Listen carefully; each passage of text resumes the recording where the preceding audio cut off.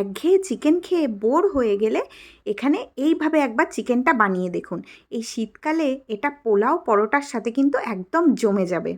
তো এখানে আমি চিকেন রোস্ট বানাবো। চিকেন রোস্টের জন্য আমি চিকেনের পিসগুলো একটু বড় বড় করে নিয়েছি। চিকেন চাপ, চিকেন রোস্টের ক্ষেত্রে সাধারণত একটু বড় বড় পিস হলে এটা দেখতেও ভালো লাগে। আর যে কোনো জিনিসই প্রথমে তো দর্শনধারী, তো সেজন্যই আমি এখানে বড় বড় পিস নিয়েছি।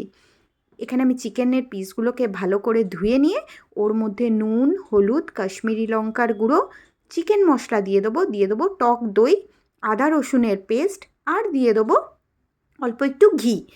এরপর দিয়ে দেবো গোলমরিচের গুঁড়ো আর গরম মশলা গুঁড়ো, আর 1 চামচ বেসন দিয়ে আমি এটাকে ভালো করে মাখিয়ে নেব।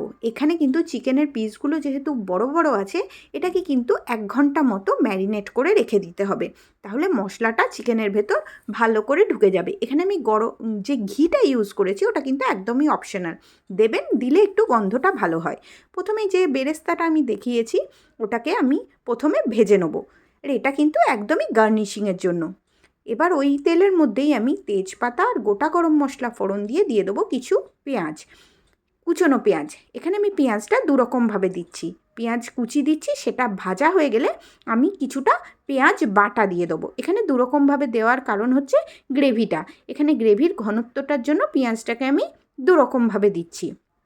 এরপর ভালো করে সব কিছু কষিয়ে নিয়ে ওর মধ্যে দিয়ে দেবো আমি ওই ম্যারিনেট করা চিকেনগুলো। এখানে আলাদা করে আর কোনো বাটা মশলা বা গুঁড়ো মশলা দেওয়ার প্রয়োজন নেই, যেহেতু আমি এগুলো সবই ম্যারিনেট করার সময় দিয়ে দিয়েছি। এখানে আমি চিকেনগুলো দিয়ে দেবো, আর এক্সট্রা ম্যারিনেটের যে মশলাটা ছিল সবটাই আমি এখানে দিয়ে এটাকে উল্টে পাল্টে ভালো করে কষাবো। এখানে আমি একটু সময় নিয়ে ভালো করে কষাবো। এবার আরেকটা জায়গায় আমি 1 প্যাকেট গুঁড়ো দুধ, 10 টাকার যে প্যাকেটগুলো হয় ওগুলো নিয়ে নিয়েছি। ঈষদুষ্ণ গরম জলে একটু গুলে নিয়ে ওর মধ্যে আমি একটু লেবু দিয়ে দিয়েছি। এটা কিন্তু তাহলে একটা বাটার মিল্কের মতো হয়ে যাবে। আর এই রোস্টে আমি ওই বাটার মিল্কটাকেই গ্রেভি হিসাবে ব্যবহার করব। এখানে যখন মশলাটা কষে আসবে, তেল ছেড়ে আসবে, তখন এর মধ্যে আমি ওই বাটার মিল্কটা দিয়ে দেবো। এখানে এটাই কিন্তু এর টেস্ট বাড়াবে। রোস্টে একটু মিষ্টি মিষ্টি হলে ভালো লাগে, আর যেহেতু মিল্ক পাউডার অলরেডি একটু মিষ্টি মিষ্টি হয়, আলাদা করে আমি আর এখানে কোনো চিনি দিচ্ছি না। এরপর আমি দিয়ে দেবো কিছুটা কাজু পেস্ট। এখানে কিন্তু গ্রেভির ঘনত্বটা এইগুলোই তৈরি করবে।